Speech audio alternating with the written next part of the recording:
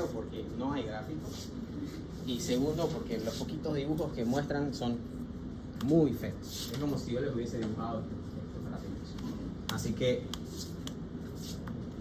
estas son las mejores ilustraciones que he encontrado, pero de nuevo traten de buscar otras más, porque hay otras que me gustaron pero no estaban completas o estaban muy llenas, pero capaz les ayude mejor a entender el proceso metabólico. Cuando hablamos de estas lipoproteínas vamos a empezar con los kilomicrones, que son los más o menos densos, ¿se acuerdan? Menos densos pero ocupan más volumen, ¿verdad? Son los más grandotes pero menos pesados. Estos kilomicrones van a tener un metabolismo que lo vamos nosotros a dividir en 3 fases. La primera fase la vamos a denominar como fase de formación y entrada. En esta fase lo que tenemos es la formación de estos kilomicrones, que como tenían formación o el contenido venía de la dieta, ¿dónde se formarían? Entonces básicamente estos se van a formar donde están siendo absorbidos estos ácidos grasos y colesterol de la dieta. Entonces estos tienen su formación o su origen en los enterocitos, básicamente en el intestino delgado, y lo importante es que tienen una característica en la apoproteína, que es la presencia de la ApoE48. Estos están formados por, y esto es importante, colesterol libre y triacilgliceroles. Vamos a ver el proceso de purificación después. Por eso quiero que diga colesterol libre y triacilgliceroles, el kilomicrón. Entonces, cuando digo colesterol libre me refiero al colesterol no esterificado.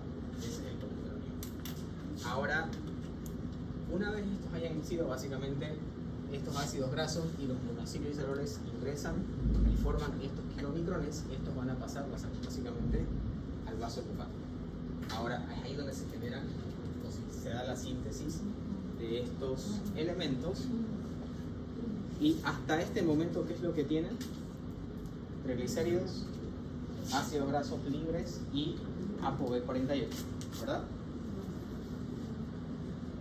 En el segundo proceso del metabolismo de los kilomicrones hablamos de la lipólisis intravascular. Aquí, cuando ya están en el en la sangre, básicamente con la B48, el segundo paso que tenemos es la adición de la ApoC2, la apoproteína C2. Esta apoproteína C2 se une al kilomicrón y ahora lo consideramos como kilomicrón maduro. Entonces, al inicio era el kilomicrón naciente o el kilomicrón inmaduro, según la literatura, según el libro que ustedes lean, pero cuando viene la ApoC, ya se lo considera un kilomicrón maduro. La pregunta es, ¿de dónde viene la ApoC? Del HDL, ¿no? Entonces, y eso es lo que habíamos visto al inicio. Habíamos visto de que la característica de la HDL, más allá de su densidad, es que tenía la ApoC, ApoE y ApoA. Esta ApoC, que es propia de la HDL, que ya está en el intestino y en sangre, va a ser donada al kilomicrón.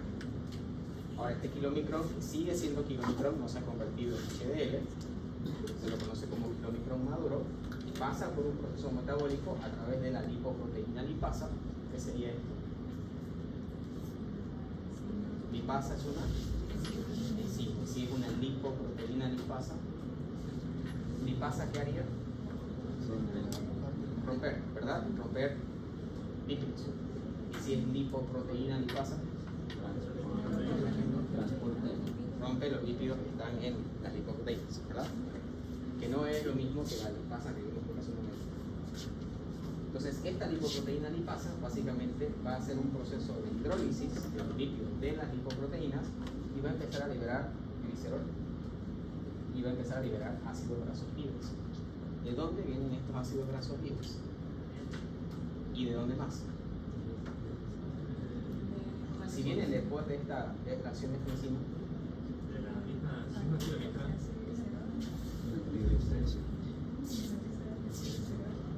entonces en ese kilomicrón habían ácidos grasos libres y también habían triacilgliceroles. Si yo rompo el triacilglicerol, se forma un monoacilglicerol y se libera un ácido graso libre. Luego vuelvo a romper ese triacilglicerol y tenemos el monoacilglicerol y se genera otro ácido graso libre. básicamente lo que está haciendo esta proteína es romper esos triglicéridos y dejando los ácidos grasos libres. Y eso puede liberar metilglicerol, que es la cadena principal de los triglicéridos, que va a pasar, se va a fosforilar, pasa a la LDL, eso lo vemos en el metabolismo de las LDL, o los ácidos grasos libres van a pasar a otro metabolismo. Entonces aquí básicamente lo que estoy haciendo es hidrolizando el contenido que tenía el kilomicrón. Ahora, resulta que después de que se hace ese proceso de hidrólisis, se devuelve la ApoC2 a la HDL. ¿Qué podríamos pensar de todo este proceso 2, 3 y 4?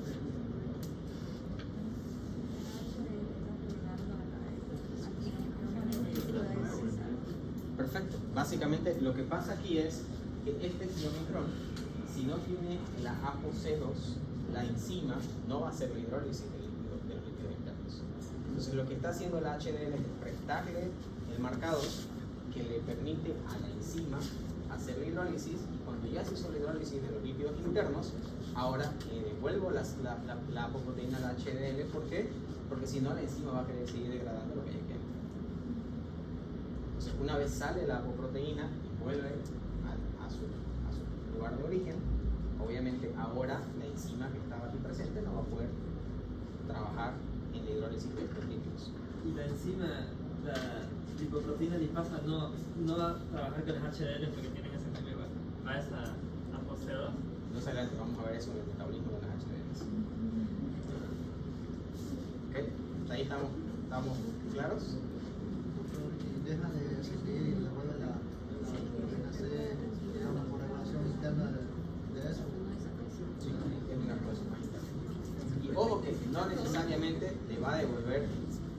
Nosotros hacemos estas figuras lo más fácil de entender, pero este HDL que le dio su ApoC2 a este kilomicrón no es la que está aquí esperando que se lo devuelva. Esta se va a otro lado, y vamos a ver después, y viene otra que le falta la C2 y ese lado. Entonces es un proceso muy dinámico. ¿Okay?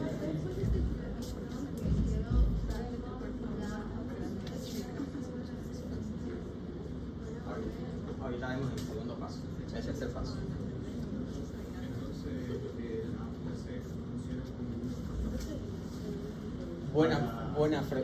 Buena pregunta. No necesariamente, porque es una lipoproteína que va a estar agarrada a la membrana, pero sí funciona de una señal de activación de la enzima.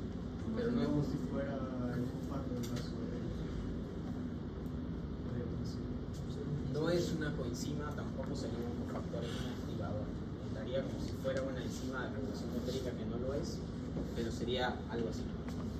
Hay un proceso más complejo detrás de la ApoC2, porque la ApoC2 activa otra vía metabólica más compleja, y esa vía otra vía de señales de proteína, y esas señales de proteína es la que termina activando a la lipasa de lipoproteínas. No es un señalizador o activador, si quieren verlo así, pero de nuevo no estoy diciendo que es regulación alostérica. ¿Ya?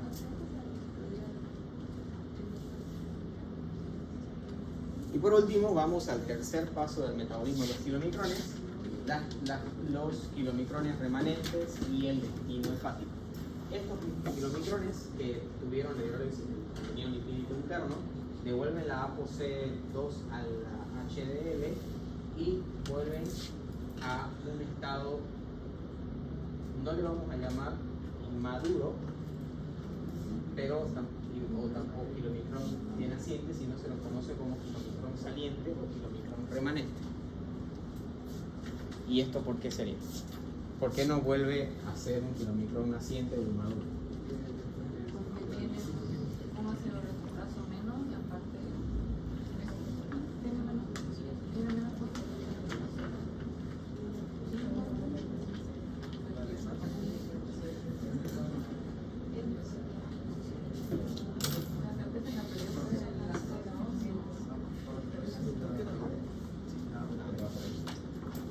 Pues resulta que cuando la HDL le dio la ApoC2 para que se genere la acción de la enzima, también le donó la ApoE.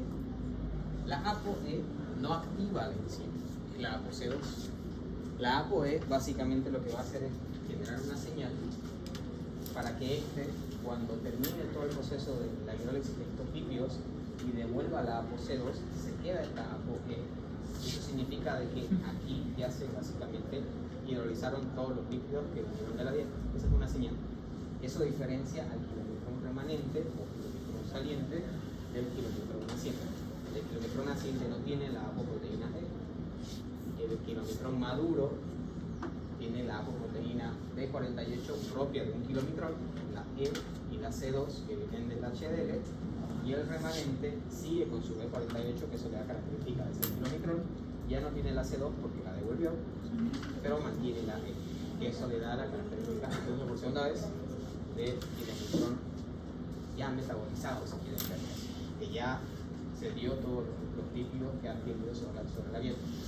Y a través de un receptor en el hígado, que es receptor de apoproteína E, básicamente pasa al hígado. Que no lo pudo haber hecho porque no tiene el kilomicrón, perdón, la apoproteína E. Por eso es que básicamente por eso es que este kilomicrón, después de haber hidrolizado, no vuelve por el mismo camino, sino va por un camino distinto. ¿Okay? ¿Preguntas hasta aquí? Doctor, ¿qué dijo de la ApoE para activar este receptor y entrar al hígado? Básicamente,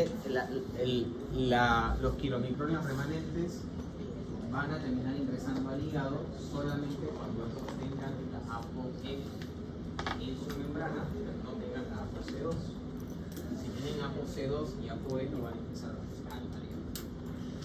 Entonces los remanentes ya no van a cumplir una función, van al hígado como para terminar sus ciclos. Terminaron su ciclo como kilomicrones, pero sí cumplieron una función. Hasta ahora quedémonos que han ingresado al hígado. Y que se pueden revertir en ciertos puntos. O sea, cuando ya se le agrega la apoproteína, ya no se puede revertir. O sea, volver con el mismo proceso. Sí. No necesariamente. Lo que va a pasar es que estos se van a formar en los enterocitos y van a terminar en el hígado. No es un ciclo, es un proceso de 3 etapas. Se crean, o se sintetizan, adquieren las grasas, las metabolizan, las liberan y luego van al hígado para su hidrólisis. Y vuelven a nacer más.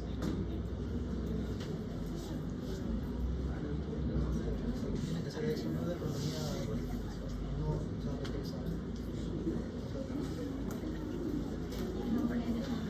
Devuelve entonces. Podría ser utilizado, pero lo que pasa es que tenemos que ahora considerar qué pasa en el hígado con estos kilomicrones. Cuando estos kilomicrones ingresan al hígado, básicamente todos los remanentes, por eso se lo conoce como remanentes porque todavía tienen lípidos internos, ácidos grasos, van a convertirse en ácidos biliares o se van a reexportar como una proteína de muy baja densidad. Entonces, o se hidroliza el kilomicrón y se convierte todo lo que está dentro como un ácido biliar, o ese kilomicrón dona todo lo que tenía y sale del hígado como una proteína de muy baja densidad. Ya no como se vuelve el torneo de sangre. Entonces, ¿de dónde van a nacer estos kilomicrones? Van a nacer necesariamente de los enterocitos. ¿Ya? No se convierte en HDL, porque es un terrestre. No se convierten. Interactúan con las HDL, pero no se convierten.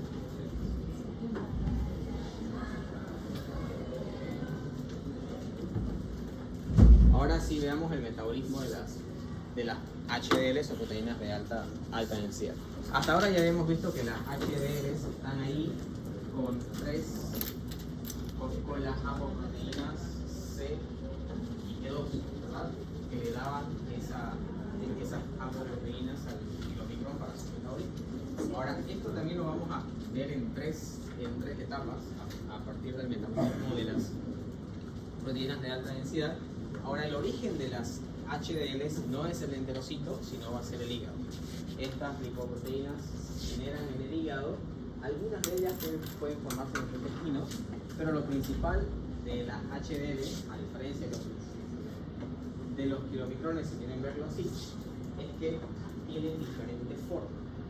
Entonces tenemos las breves HDLs, conocidas como las HDLs discoidales, las HDLs esféricas pequeñas, las HDLs esféricas grandes, siguen siendo de alta densidad de todas maneras, por eso las conoce como 3 y 2. Y estas básicamente son un proceso, no me gusta llamarlo como proceso de maduración, pero algunos libros sí lo conocen como proceso de maduración, pero son diferentes estadios de las HDLs.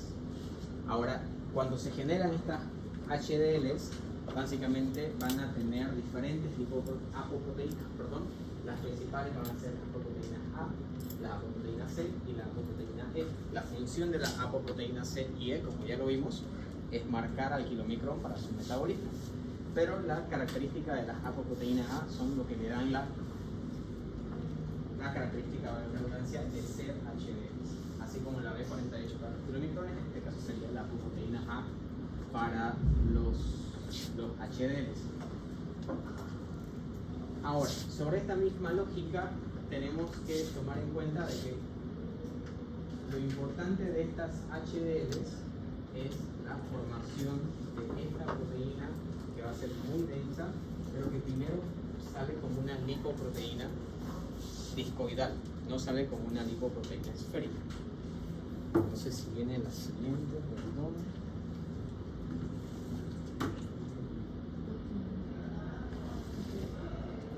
Ya, veámoslo aquí, está mejor. Entonces, estas van a nacer en el hígado, algunas en los enterocitos.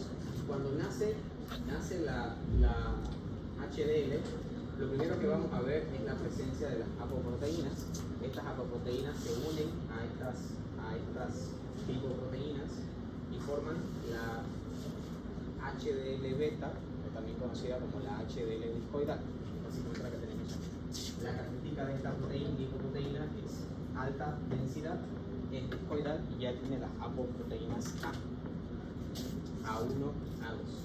Ahora a través de un proceso enzimático a través de la leptina, colesterol, acetiltransferasa, se convierte en HDL3. Ahora vamos a ver por qué es 3 y por qué es 2.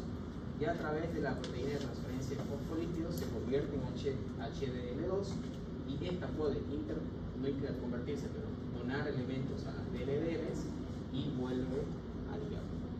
Con eso tenemos básicamente el ciclo de las proteínas de alta densidad. Ahora veamos así. Ahora, dentro de este metabolismo de las HDL tenemos el transporte reverso de colesterol. Habíamos dicho de que primero se forma la lipoproteína, donde tenemos la APO1 y la APO2 y tenemos este elemento discoidal, ¿verdad? Ahora, en este elemento discoidal básicamente lo que vamos a ver es la esterificación del colesterol. Entonces, ese colesterol libre se esterifica y tenemos un colesterol esterificado. Ahora, ese colesterol esterificado va a ser esterificado gracias a la acción de la enzima lectina colesterol acetiltransferasa, y en el momento de la esterificación del colesterol, este pre-HDL se convierte en HDL3. Este HDL3 luego va a tener una fosforilación y se convierte en un HDL2. Ahora, este proceso intermedio puede ser reversible, pero no por la misma enzima, sino por dos enzimas distintas, o también, y esta es la parte cuando lo hablan en clínica, el colesterol bueno y el colesterol malo, esta HDL que ha tenido la esterificación de su colesterol, que tiene colesterol esterificado, puede transferir el colesterol esterificado a las LDL o VLDs. O sea, las proteínas de alta densidad transfieren el colesterol que acaban de esterificar a las proteínas de muy baja densidad o las de baja densidad. Y cuando ya las han transportado a estas proteínas, básicamente se convierten en HDL2, o en el caso necesario de un control metabólico, estas pueden retomar estos colesteroles esterificados de las VLDs o LDLs. ¿Se dan cuenta? No se están interconvirtiendo entre ellas, lo que están haciendo es hacer un cambio de contenido interno, y no se interconvierten. ¿Por qué? Porque sus apoproteínas siguen siendo las mismas. Las HDL siguen teniendo la apoproteína A, y bueno, la C y la E se las donan a los kilomicrones. Solo están haciendo una transferencia de los colesteroles esterificados. no de los colesteroles fijos. Creo que la siguiente imagen es más. ¿Hasta ahí alguna consulta antes que veamos lo demás?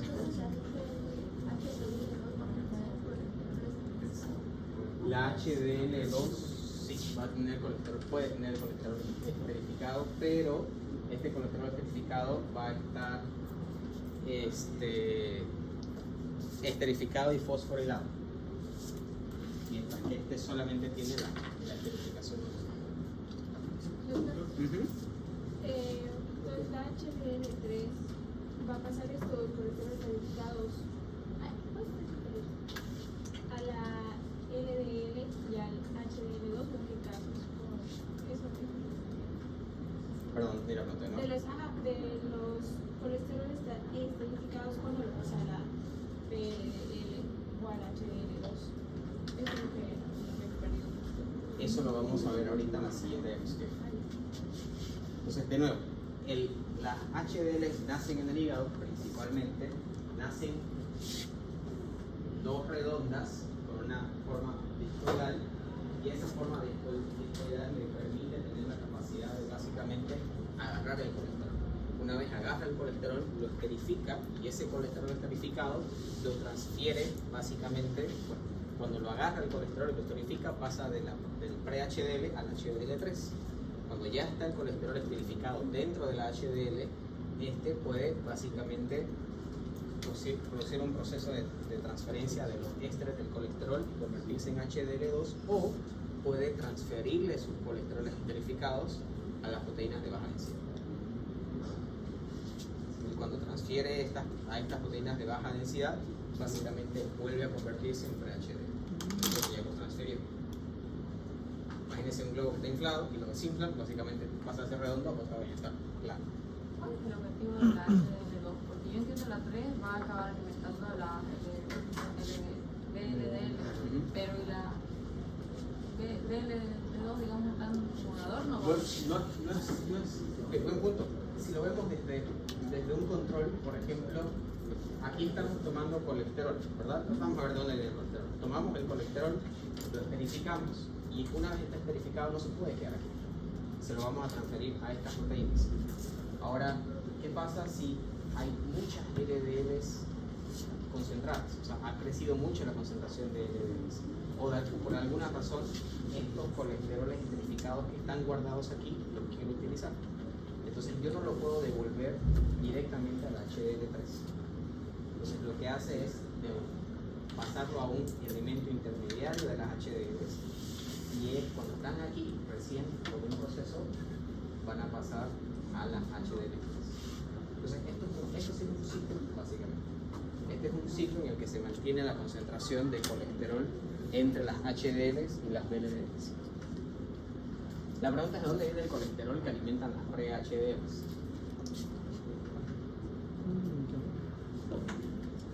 De los aterones.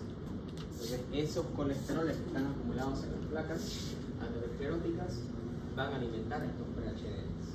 Entonces, vienen vacíos, agarran estos colesteroles, al agarrarlos, disminuyen esta placa, se transportan, y después, cuando están en la fase de HDL2, son esterificados los colesteroles, y una vez esterificados se los pasan a las VLDLs.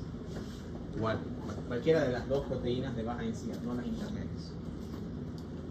¿Ok? Entonces, básicamente, por eso es que clínicamente se conoce a las HDLs como las proteínas buenas, porque si hay una concentración elevada de HDL, ¿qué significa?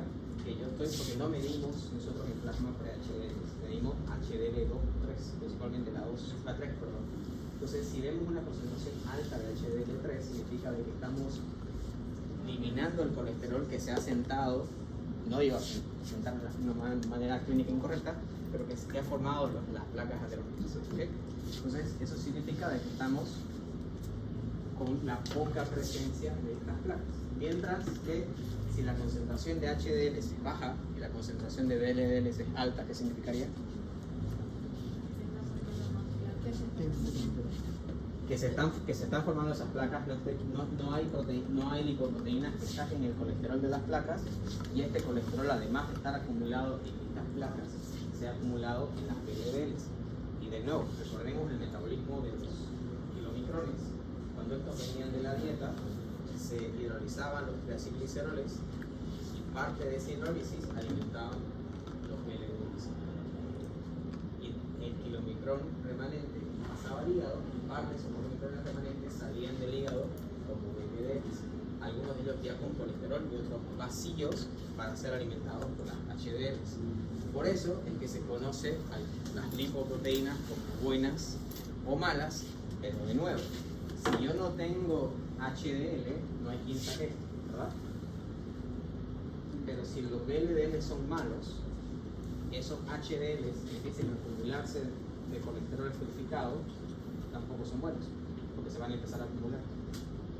Entonces necesito a alguien que reciba ese colesterol que acabo de sacar de los ateromas y lo saque a través de las HDLs. Entonces lo lógico desde el punto de vista de las lipoproteínas es que una concentración equitativa de ambos es clínicamente o fisiológicamente adecuada.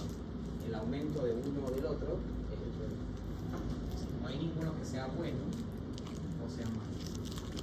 Es el desequilibrio el que está mal. Solamente que el aumento de uno es más peligroso que el aumento del otro. Todo este proceso se da gracias a el transporte de los lípidos, obviamente, pero gracias a proteínas que están presentes en estas lipoproteínas, conocidas como las apoproteínas. Y esto, les decía, esto ingresa al hígado gracias a que existe la apoproteína E, o los kilomicrones son kilomicrones, como tiene la apoproteína B48. Básicamente estas proteínas, como les había dicho al inicio, tienen la función de generar una vía de señalización para diferentes receptores en diferentes células. Entonces, cuando hablamos de receptores, vamos a hablar de los receptores primero de las lipoproteínas de baja densidad. Estos receptores van a reconocer la ApoB100, que son características de las LDLs y de las PNL. Básicamente la ApoB100 es una apoproteína característica de lipoproteínas de media y baja densidad, pero no tan baja como los kilomicrones. Ahí tenemos la B48. Ahora, bueno, esta es la característica más propia de las proteínas, pero aquí lo que tenemos que tomar en cuenta es que viene la proteína de baja densidad que tiene la apoproteína B100. Esta va a ser reconocida por un receptor propio de la membrana para esa proteína ApoB100, y cuando lo reconoce se activa un proceso endocítico mediado por clatrina, una proteína conocida como clatrina. Se hace el proceso endocítico, se forma una vesícula interna. En esa vesícula interna, básicamente, de vesícula pasa a endosoma. Ese endosoma libera el receptor, el cual es reciclado y vuelve a la membrana, y este también puede ser sintetizado por un sistema proteico que libera en biología molecular. Esta lipoproteína, que ya no está unida a su receptor, pero sigue con su proteína, obviamente, va a pasar a un proceso de lisis, y esa lisis me va a generar aminoácidos, porque había proteínas, me va a formar ácidos grasos, y estos me van a formar colesterol, que se van a unir al proceso del sistema endomembranas, que me va a ayudar a formar ¿qué? Se forma en el sistema endomembranas, ¿se acuerdan? Sí, pero si lo alimentan con colesterol. ¿Ah? Membranas. ¿Vieron el lípido? ¿No? La síntesis de la capa, la membrana celular, la capa de fosfolípidos, nace en el sistema endomembranas. El cómo es biología celular, no se preocupe. ¿Ya? Eso no lo expresa. Pero básicamente alimenta las capas, el sistema endomembranas de la célula, que luego va a dar origen a membranas en términos generales. De nuevo, estas proteínas de baja densidad ingresan a la célula gracias a que hay un receptor que reconoce solamente la ApoB100, el cual permite el proceso de endocitosis. Se libera el receptor y toda la lipoproteína se la va a licuar, si quieren verlo así, por acción enzimática, y todos los remanentes, aminoácidos, ácidos grasos, fibras y colesterol, van a ser usados por la célula para diferentes cosas. ¿Ok? Súper simple eso. ahora hablamos de los receptores de los HDLs. Los receptores de los HDLs son tres principalmente y se clasifican en dos grupos. El primer grupo va a ser el grupo de los transportadores ABCs, que son los ABCA1 y los ABCG1. Estos dos van a ser receptores que le van a permitir captar el colesterol. Si se dan cuenta en esta figura, tenemos estos dos receptores. No voy a hablar de la parte proteica porque ustedes ya la saben, están viendo 10 minutos, pero estos receptores están en la membrana, en la parte periférica de las células. Acá tenemos el colesterol, viene el lípido en su forma recoidal o no esférica, el pre-HDL, capta el colesterol, ahora ya pasa de pre-HDL a HDL3, ya está esferificado y sale básicamente lleno de colesterol. Esto lo hace gracias a que estos receptores que están en esta célula le dan el colesterol al HDL, porque la HDL tiene ¿qué tipo de apoproteína se puede? A. Tenía C y E, pero esta es para donarla a los neurrones. Entonces con esto básicamente el colesterol, las HDLs se llenan de colesterol. El otro receptor, que es el conocido como el receptor scavenger o el de tipo B o el SRBI, que es básicamente la forma en la que lo conocemos, es un receptor que hace lo opuesto. Si el anterior le permitía al HDL tomar el colesterol de las células, este va a ser algo contrario. Este colesterol le viene lleno de esta HDL, le viene llena de colesterol, se activa este receptor, que es una proteína de membrana, y básicamente tengo una HDL que básicamente va a introducir todo el contenido a través de endocitosis de los elementos propios del HDL. Entonces, con esto, a diferencia del proceso anterior, aquí el HDL no ingresa a la célula, ¿se dan cuenta? Solamente va y transfiere el colesterol. Aquí la lipoproteína sí está ingresando a la célula, como lo vimos en los LDLs a través del proceso de endocitosis y la degradación y todo lo que vimos. Son dos situaciones diferentes. Los dos primeros transportadores no generan un ingreso a la célula, sino solo le permiten hacer un intercambio de colesterol, manteniéndose la lipoproteína fuera, mientras que el scavenger básicamente atrapa a estas lipoproteínas de alta densidad. Dos tipos de receptores completamente diferentes. Y esto lo hace al igual que en las LDLs a través de un proceso de endocitosis mediado por clavin. Clavin es una proteína de endocitosis y no necesitan saber más. Eso es biología celular. Ok, creo que lo ven en histología incluso.